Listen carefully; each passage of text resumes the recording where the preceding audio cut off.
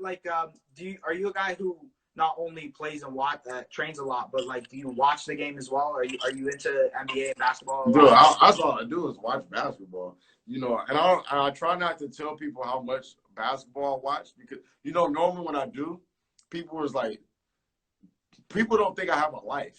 Right. Well, I kind of don't sometimes, but like they're kind of right in some. Bro, I'm same way. Don't yeah, people don't think I have a life, but I actually do. Like I have a girlfriend, or I like playing video games, or like eating food. Like people don't think that I do that, so I was like, you know what? Like I'm gonna just chill on how much I tell people I watch basketball and all that stuff. But yeah, I love watching live basketball. I do it without playing the sound, just because I don't want people. My bad about that. I don't want people to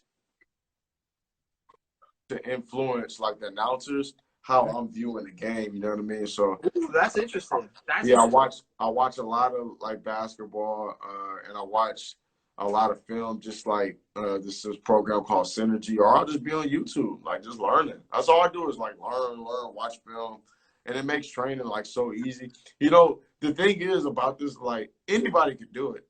Yeah, I tell people this all the time. Like I'm not special in terms of like training people. Like I just really like watch basketball, and I can just tell how to. I'm specializing in teaching movement.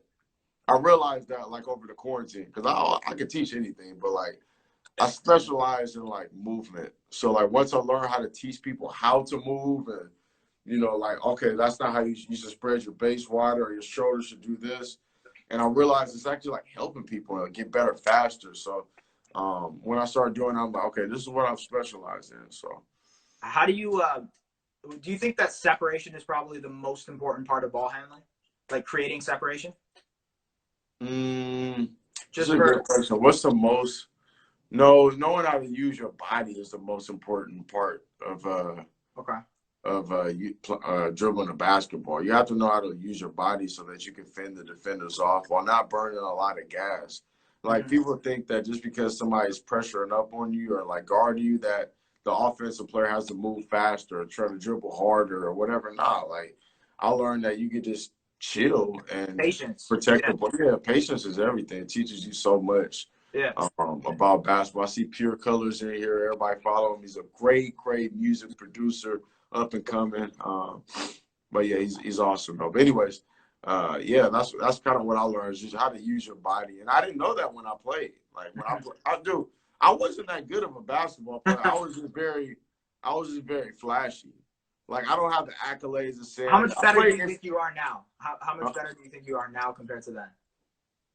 Oh wait, not even close. Not even close. Like, I understand. I learned how to win, right? And so, just passing the players when they're open, and how to get people motivated to like play defense and work hard and run the floor and do the things you need to do. The more you do things that are unselfish, and the more that you have a specialty, like maybe it might be shooting, you open your team up to play a lot harder. So, yeah, I really like learned how to win, and my problem is health. I can never stay healthy, which I am now because we have so much time during this quarantine to recover. But yeah. So are you saying you're a bit injury prone? Oh, 100%. 100%. I didn't have the knowledge to like really like learn how to take care of my body. Like I'd be jumping high one day, the next day, I didn't know how to stretch or eat right or all that type of stuff. So have you been watching any classic games, like old school games?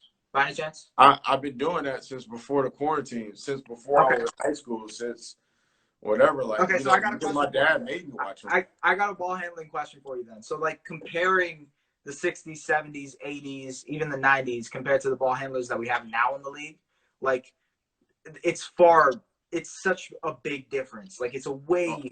Everything. A lot of people disagree with me on this, but, like, it's not even close. Like, in terms of, like, the skill and what people can do with the basketball, it's totally different. Like, you'd be a fool to tell me that there was somebody shooting like Steph Curry and Klay Thompson back in the 70s. There's no way. Like, do you think there's not even a chance, not even like Magic or nothing, could be as good of a ball handler today as Magic? See, the thing is the Magic Johnson and Larry Birds and really like a lot of those NBA players, if they grew up in today's time, they'd still be NBA players. They just adjust to the times. You know what I mean? Like, they still be great. it's not saying that like they can just play in this area. Of course they can play in this area. They dominated for a reason. Yeah. But the thing is that there's just like a lot more knowledge about the game nowadays. Like, especially like nutrition, diet. Yeah, I mean, it'd be stupid if I can't understand how people would disagree with that. No, the only thing you can argue with is the physicality because of how the game was called. But in terms of what people can do, of course, Kyrie Irving would know a little bit more about Kevin Johnson because he came before him, so he's able to learn off of him. Yeah. Of course, he would be able to, like, there's more moves nowadays. And probably in 10 years, there'll be more off of that. The players might be a little bit better. Who knows? But there's so much information. Like, people don't know this, but there are certain places, there are arenas that you can go in, right? And so say I'm trying out for his team or whatever.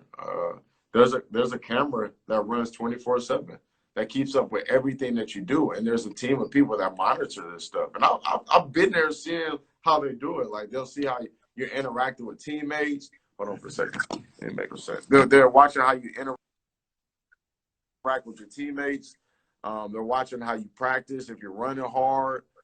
They're watching if you're respecting your coach. They're looking at all this stuff. And it's like the cameras don't turn off. So people think, like, so we have technology like that. Like, come on, dude. Like, of course things are evolving. Like, everybody likes to believe that everything in the world evolves besides basketball. Like, I don't understand why. Mm-hmm. That these players, like, 100%, they're better. Like, they're becoming more skilled. And earlier, too. It's happening earlier. And think about this. Think about this. So, like, whereas I wasn't able to know what the heck was going on in New York, the second that was happening because of, like, live stream or whatever, like what something that happened at Record Park, I wasn't able to watch it live. Nobody was just like holding their phone up. Nowadays, you can see stuff live and so quick. So say if this game happens, Ballers Life or Hoop Mixtape, they go film it, right? They go right home, upload it, and it's right on the web for people to watch. YouTube, when I was in high school, it's crazy to say, but it wasn't a thing. No, it wasn't. No, it wasn't. It came around like when I got out of it and became popular like thereafter, but like it wasn't a thing like that. We had freaking MySpace and all this other stuff. I think Facebook was going back then, but it wasn't as big. So like, come on, dude. Of course, if I'm able to see more and learn more from other people, and I'm digesting more basketball and taking it in. Of course, right now my skill set can rise up. Because I can then go work on that stuff in the gym. So, like, I don't understand, like, this whole mindset of, like, oh, well, if he played in this era, this and that, he played, like, dude. Like, the era conversation's funny, man, because, like, obviously the talent that they had is going to make them good regardless of where they are. It's just like, imagine putting LeBron in the 80s and 70s and 60s. He would be just as good, but he would be good to a scale that was, like, similar to that age. You know what I mean? That generation. He still be good. Like, come on. 100%. I don't like when people, and I'm like super critical of LeBron, but at the same time, I have so much respect for him because I'm a Kobe guy. But like, at the same time, it's like, come on, dude. Like, he's good, bro. Yeah. Like, it doesn't matter what. It doesn't matter what era he's played in. And what's funny about LeBron, he's a guy that constantly got better. Years ago was not, I don't think it was a thing that you could just put $1 million towards your body and just be healthy as LeBron. I don't think that was like, that stuff was available. The technology, everything is getting better. So obviously, if we're able to keep players on the court a lot longer, then they'll be able to stay on the court and get better. Like, that's just how things work. So